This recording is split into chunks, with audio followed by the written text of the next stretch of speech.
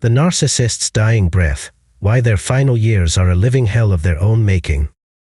Have you ever wondered what the silence sounds like after the curtains finally close on someone who spent their entire life performing for an audience that never really existed? It is not a peaceful quiet, but a deafening, hollow void that screams back at them. Today, we are looking at the final act of a narcissist. It is a slow, agonizing realization that they are finally, truly, and utterly alone. You see, for years, they built their entire identity on the reflections of others. They needed your admiration, your fear, or even your hatred just to feel like they were real. But as age sets in, the world starts to look away. People get tired. The sources of supply dry up one by one, leaving the narcissist to stare into a mirror that no longer shows a grand legend, but just an old, tired stranger. We often think of them as these invincible, high-functioning predators, but what happens when the predator can no longer hunt? When the charm wears thin and the manipulation tactics stop working because the world has moved on. You have likely spent so much time asking why they treated you so poorly. Perhaps the real question is why they were so terrified of being ordinary, even in their final days. Think about the energy it takes to maintain that fake persona for decades. The gaslighting, the shifting blame, the constant rewriting of history, it is exhausting. Eventually, the body and the mind simply give out, and there is no infrastructure left to hold up the facade. They are left with nothing but the debris of broken relationships and a legacy that is, in the end, remarkably forgettable. I want you to lean in, because this is the part they never wanted you to see. They hide their vulnerability because they think it makes them weak, but in the end, it is their only reality. They spend their sunset years trying to keep the lights on in a house that has been rotting from the inside out for half a century. The decay is not just physical, it is a deep, structural collapse of the ego. Imagine being someone who never learned how to actually connect with another human being. No intimacy, no genuine love, just transaction after transaction. When you are old, and the money is low, and the influence has vanished, you realize that you have traded your soul for a script that no one is watching anymore. It is a tragic way to exist, trapped in the prison of one's own making. You have been waiting for justice, haven't you? You wanted them to see what they did to you, to finally apologize, to finally admit that you were worthy of love. But here is the truth that will set you free: they will never give you that, because they cannot even give it to themselves. They are too busy drowning in their own irrelevance to ever look back and acknowledge the damage they left behind. This is not about revenge or hoping for their downfall, it is about the cold, hard reality of the life they chose. They spent their prime years devaluing everyone who loved them, and now they are reaping exactly what they sowed. It is a lonely, cold place to be when the only person left to blame is yourself. And for a narcissist, that is the most terrifying thought they can possibly have. We are going to walk through this together, the psychological unraveling, the fading power, and the ultimate isolation. I want you to see that you are not the one who failed, they are. You were the one who had the capacity to feel, to grow, and to move forward, while they remain frozen in their own insecurity. Let's peel back the layers of this final, desperate act together.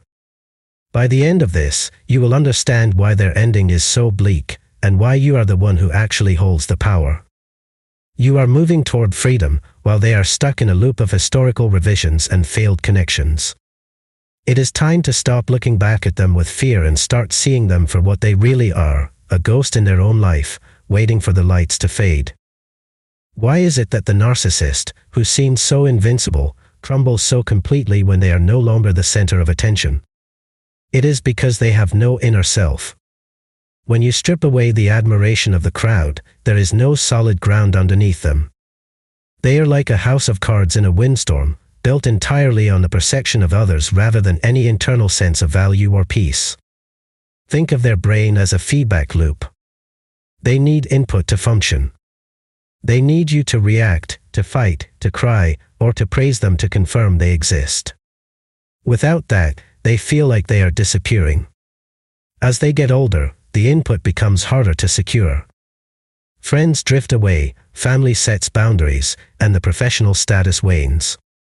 They are literally starving for the validation they use to hoard. This creates a state of perpetual agitation. They become irritable, suspicious, and obsessed with petty slights.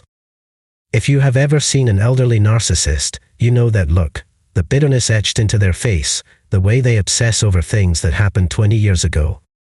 They are desperately trying to rewrite the past because the present has nothing left to offer them anymore. They also suffer from a profound lack of emotional object constancy. They cannot remember that people cared for them because they never truly internalized the love. When they are alone, they are not comforted by memories of family gatherings or shared joy, they are haunted by the fear that they are unlovable. This is the hell they created, being surrounded by ghosts of their own making. It is fascinating, in a dark way, to see how they handle the loss of their tools. When they can no longer use money, looks, or power to coerce people, they resort to the only thing left, weaponized victimhood. They become the perpetual martyr, claiming that the world is unfair and that everyone has betrayed them. It is their final, desperate attempt to reclaim some sense of control over the narrative. Their internal chaos is a result of having no authentic identity. Because they never developed a true self, they are perpetually hollow. This hollowness manifests as a deep, gnawing anxiety that they try to fill with outrage or control. But as they age, the anxiety becomes impossible to hide. It leaks out into every conversation, every interaction, and every relationship they try to force.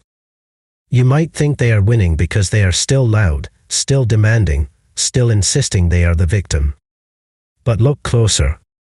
Look at the desperation in their eyes. They are terrified. They know, at some primal level, that the game is ending.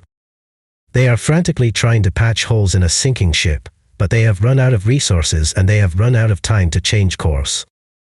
They also struggle with the concept of their own mortality. For someone who believed they were special, unique, and better than everyone else, the reality of aging in decline is a personal insult. They view their own decay as a betrayal by the universe. It fuels their rage because they cannot control the one thing that will eventually take everything from them, the natural passage of time. They often become obsessed with legacy, not because they care about others, but because they are terrified of being forgotten. They try to manufacture grand gestures or force family members to adhere to their roles, hoping to cement their importance before they go. It is a futile effort, because true legacy is built on love, and that is the one thing they never invested in along the way. This is the core of their misery. They spent their life avoiding their own reflection, and now, they are trapped in a room made of mirrors. Everywhere they look, they see the consequences of their choices. They see the people they hurt, the bridges they burned, and the love they rejected. It is a psychological trap, and they have no one to blame but the person they see in the glass. The turning point usually comes when the last loyal supporter finally snaps. Maybe it is a spouse who has had enough, or a child who finally walks away for good. The moment they realize they have lost their ultimate safety net, the facade begins to crack beyond repair. That is when the true panic sets in. It is not sadness for the loss of the relationship, it is fear of the loneliness. You can almost see the shift in their demeanor. They become frantic, cycling through old tactics that no longer land. They try to hoover you back in with fake apologies, then shift to rage when you don't comply, and finally collapse into a pathetic display of "poor me." It is a desperate, uncoordinated dance that makes everyone around them feel more uncomfortable than ever before. When you stop reacting, they are forced to confront the sound of their own voice. They try to pick a fight, they try to provoke a reaction, but you are not there to catch the ball anymore. It is the most powerful thing you can do. You are effectively taking away their stage, their audience, and their power. They are left performing for an empty room, and it is humiliating to watch. This is where they often make their biggest mistakes. They lash out indiscriminately, burning the few remaining bridges they have left. They become erratic, paranoid, and increasingly toxic to anyone who dares to stay in their orbit. They do not realize that every outburst is just another nail in the coffin of their remaining connections. They are accelerating their own isolation without even knowing. Then comes the revisionist history tour. They start telling anyone who will listen that they were the hero all along, that you were the difficult one, that they sacrificed everything for you. It is a pathetic attempt to rewrite the truth to save their own fragile ego. But people are starting to see through it. The stories don't line up, the contradictions are glaring, and the audience is bored. They try to manufacture a crisis to regain attention. A health scare, a financial disaster, a fake emergency, they will pull every trick in the book. It is a psychological plot twist that they are writing in real time, hoping that if they can just cause enough chaos, they will be back in the center of the frame. But the world is tired of the drama, and they are left screaming into the wind. This is the moment when they become truly pathetic. It is no longer the scary, calculated narcissist you once feared. It is a confused, angry, and deeply insecure person who has run out of moves. They look around for someone to blame, but the circle has shrunk to just themselves. The realization that they have created their own prison starts to sink in, even if they refuse to admit it aloud. They might even try to reconcile, but it is never for you. It is for them. They want to be the good guy again, or they want a nurse, a helper, or someone to witness their final days. But they haven't learned a thing. They walk into the room with the same old entitlement, expecting you to fall back into line, not realizing that you have grown, you have healed, and you have moved on. You observe this from a distance, and you finally feel it, the shift in power. You are not afraid of them anymore. You realize that they are small, limited, and ultimately powerless over your future. It is a moment of profound clarity. The monster in the closet is just an old man or woman, terrified and alone, trying to exert control over a world that has long since stopped caring about them. This is the climax of their story. The moment they lose the last shred of their influence. They stand there, exposed and confused, while you walk away. You don't need to win the argument. You don't need to have the last word. Just existing, happy and whole without them, is the final blow to their ego. They are left with the reality of their choices, and it is a cold, hard truth. Now, we enter the collapse. The mask is gone, and what remains is a shell of a person, hollowed out by years of resentment and pride. It is a dark place, but it is an honest one. They are finally facing the consequences of a lifetime spent devaluing everyone they touched. The isolation is complete, and the weight of their own history finally begins to press down on them, day by day. The consequences are not just the absence of people, it is the presence of regret, though they will never call it that. They sit in their home, surrounded by things they thought would make them happy, and realize that none of it holds any meaning. They have no one to share it with, no one to tell them they are great, and no one to witness their life. It is the ultimate poverty. You see, they never built a life, they built a performance. And performances end. There is no applause now. Just the ticking of a clock and the sound of silence. They spend their days obsessing over past wrongs, convinced that everyone else is the villain. They are trapped in a self-made hell of bitterness, unable to find a way out because they refuse to look at the only person responsible. Physical health often declines rapidly when the mind is this tormented. The stress of maintaining the ego, the anger, the constant search for supply, it takes a toll. They are tired, they are weak, and they are fading. And in those moments of weakness, they have no comfort. They have burned through all the reservoirs of goodwill, leaving them with nothing but their own cold presence. The people who were once close to them are finally living their own lives. They have healed, they have forgiven themselves, and they are moving forward with purpose. That knowledge is a slow-acting poison for the narcissist. They realize that they were not the center of your universe, that you are thriving without them, and that you have forgotten them. That is the true loss. They might lash out one last time, trying to stir up trouble, but it feels distant, like an echo. You see the ugliness for what it is, a desperate cry from someone who knows they have lost. It doesn't hurt you anymore, it just makes you sad. You see the depth of their suffering, not as a victim, but as someone who understands that this is the inevitable cost of a life without love. There is a profound hollowness in their final years. They try to fill it with material things, but they are just trinkets. They try to fill it with old stories, but they are just lies.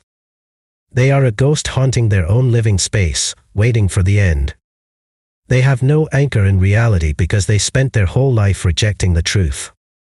They are adrift in a sea of their own making. Think of the irony.